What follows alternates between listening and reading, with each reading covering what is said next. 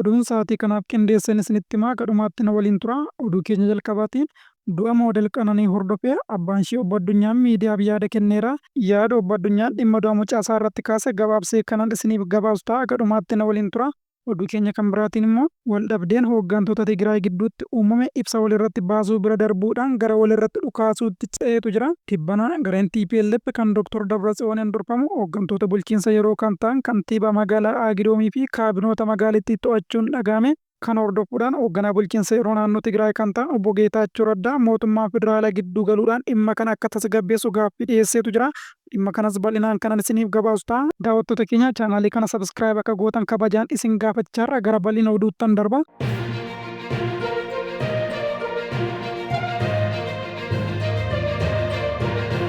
Du'a moodel Qananii hordofee abbaan ishee obbo Addunyaan yaada miidiyaadhaaf kenneen Qananiin gamoorraa kufte jedhamu bilbilaan akka dhagaye hime. Dhimma du'a mucaa isaa irrattis Qananiin nama tasgabbooftuu fi amala gaarii qabdu ta'uu ishee himuun isheen tarkaanfii kana ofirratti hin fudhattu dhimmichi poolisiidhaan akkanaaf qoratamuun barbaada jechuudhaan hagaan lubbuun jedhuttus haqa mucaa kootiif nan falmadha jechuudhaan ibse. Gadda kanaanis baay'ee miidhamaa jiraachuu isaa ibsuudhaan haati Qananiis boossee dadhabdeetti jechuudhaan dubbate. Qananiin nama kaayyoo guddinaa qabduu fi gara fuulduraatti karoora baay'ee qabdudha jechuudhaan hooqeerra of darbatti inni jedhamu kun naaf hin fudhatamu dhimmichi naaf haa qoratamu jechuudhaan abbaan Qananii obbo Addunyaan cimsee dubbateera. Hariiroo aartist Andu'aalam Gosaa fi Qananii gidduu jiru irrattis waan beeku yoo gaafatamu gara waggaa lamaa wajjin akka jiraatan himuudhaan isaan lamaan gidduu hariiroo gaariin akka jiruttan beeka jedhe. Guyyaa kaleessaa sirna awwaalchaa irratti akka kana jechuudhaan haqa ilmoo isaa gaafateera. Ulfaadhaa nama hedduu waan nama hin qabu gabbisidhaa kabajamaa haqa michiyyoo kiyya akka haqa caalutti akkana adara ani barsiifadhee loon erga bare aduutu ana naa qabadha adaraan simbira kaawwadhe tabiraan qabu nagaan galaa mara Abbaa manaa moodel Qananii kan ta'e aartist Andu'aalam Gosaas du'a ishee hordofee kan hidhame yoo ta'u guyyaa kaleessaas poolisiidhaan deeggaramee sirna awwaalchaa irratti hirmaachuudhaan deebi'ee gara mana hidhaatti fudhatameetu jira. Du'a isheetiin booda miidiyaa hawaasaa irratti namoonni yaada hedduun kan kaasaa jiran yoo ta'u poolisiin garuu dhimmicha qorachaa jiraachuusaa ibsuudhaan odeeffannoo dhimma kanarratti miidiyaa hawaasaa irra naannoo dhaabachuu akka qabu akeekkachiise. Poolisiin magaalaa Finfinnees dhimmicha qorachuun yeroo gabaabaa gidduutti waan jiru akka ibsu beeksiseera.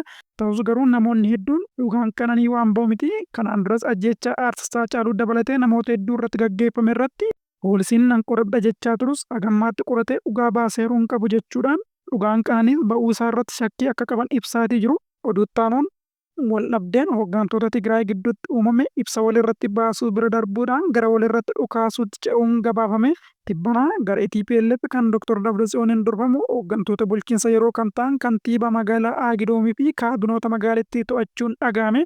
Naannoo magaalaa Aagidoon kan Maqaleetti dhiyaattee argamtu keessatti gaafa kibxataa bitootessa 11 bara 2025tti miseensonni humnoota Tigraay kanneen damee TPLF garee Dabratsiyoon Gabra Mikaa'eliin durfamuun dhukaasa baname namoota nagaa afaan madeessuu jiraattonni BBC'tti himanii.